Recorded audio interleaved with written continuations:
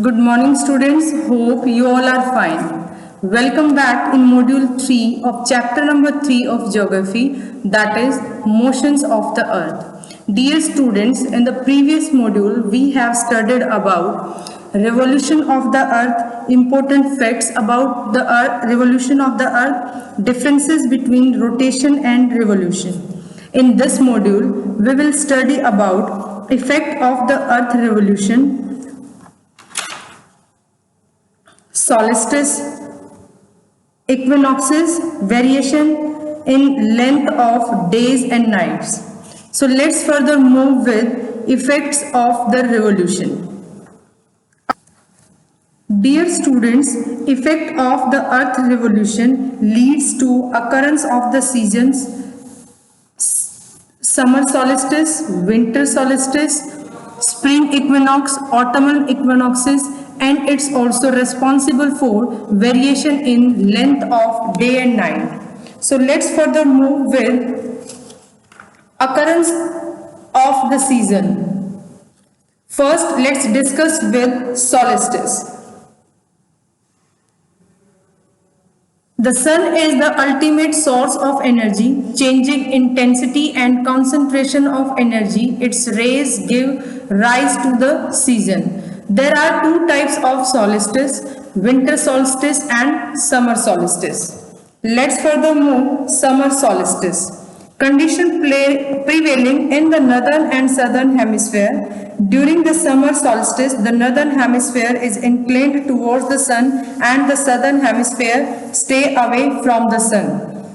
Sun rays fall vertically on the Tropic of Cancer while they fall slanting on the Tropic of Capricorn. The northern hemisphere receives more light and heat from the sun as compared to the southern hemisphere. Now let's move to winter solstice. Conditions prevailing in the northern hemisphere and the southern hemisphere.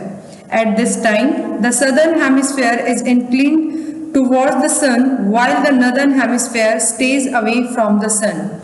Sun rays fall vertically on the Tropic of Capricorn and slanting on the Tropic of Cancer. The sun rays fall vertically at the Tropic of Capricorn. A larger portion of the southern hemisphere gets light, so it is summer in the southern hemisphere with larger days and shorter nights. Now, let's move to equinoxes. Equinoxes is a Latin word which means equal nights. Equinoxes can be termed as the times when days and nights are equal of Equinoxes occur twice in a year. March 21 and September 23 are considered as the spring equinoxes. The spring and autumnal equinoxes.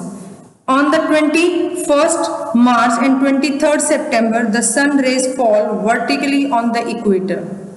During the spring equinoxes, the sun at the equator, the whole earth experiences the equal day and night. Temperature remain mild through spring equinoxes.